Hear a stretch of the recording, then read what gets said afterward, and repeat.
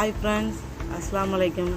இன்றைக்கி பார்த்தீங்கன்னா நாங்கள் செடி வைக்கலான்னு இருக்கிறோம். மாடியிலேருந்து ஒரு 2 செடியை எடுத்து கீழே வெயில் அதிகமாக இருக்குல்ல ஷிஃப்ட் பண்ண போகிறோம்.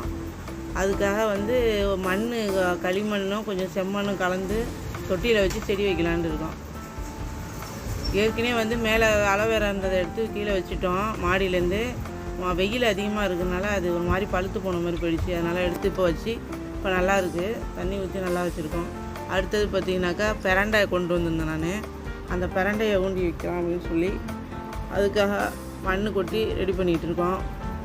இந்த பிரண்டை ரொம்ப உடம்பு வலி, கை கால் வலி உள்ளவங்களுக்கு, பசி இல்லாமல் இருக்கிறாங்க இல்லையா, வயிறு மந்துன்னு இருக்கும்ல, அதுக்கெலாம் இந்த பிரண்டை துவையல் செஞ்சு சாப்பிட்டா ரொம்ப உடம்புக்கு நல்லது.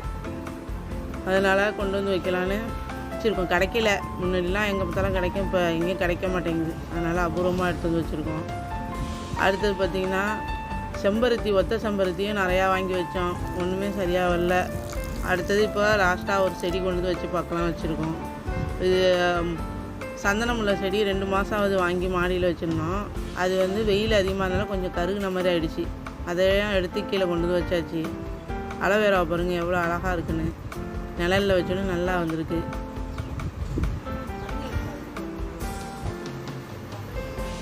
செடி அதிகமாக வச்சா கண்ணுக்கு பார்க்குறதுக்கு குளிர்ச்சியாகவும் இருக்கும், நம்மளுக்கு அது உபயோகமாகவும் இருக்கும். அது வைக்கிற செடி நம்மளுக்கு யூஸ்ஃபுல்லாக இருக்கிற மாதிரி வைக்கணும். செடியெல்லாம் வச்சுட்டு தண்ணி தாகம் அதிகமாக இருந்தனால லெமன் ஜூஸையும் போட்டு குடிக்கலான்னு சொல்லி லெமன் ஜூஸ் போட்டுட்ருக்கோம். அடுத்தது பார்த்திங்கன்னா ஒரு ரொம்ப சந்தோஷமான விஷயம், கொய்யா மரத்தில் ஃபஸ்ட்டு இப்போ கொய்யாக்காய் பிஞ்சு வச்சுருக்கு எங்கள் மரத்தில். அதை பார்க்கும்போது ரொம்ப சந்தோஷமாக இருந்துச்சு. எங்கள் வீட்டில் உள்ளவங்க எல்லாருமே அதை ஆச்சரியமாக பார்த்தோம். நாங்கள் இப்போ தான் தடவையாக கொய்யா பிஞ்சு வச்சுருக்குது. நம்மளே மரம் வச்சு பூவோ பழமோ எதுவோ நம்ம பறித்து யூஸ் பண்ணோன்னா அது ஒரு பெரிய சந்தோஷம்தான்.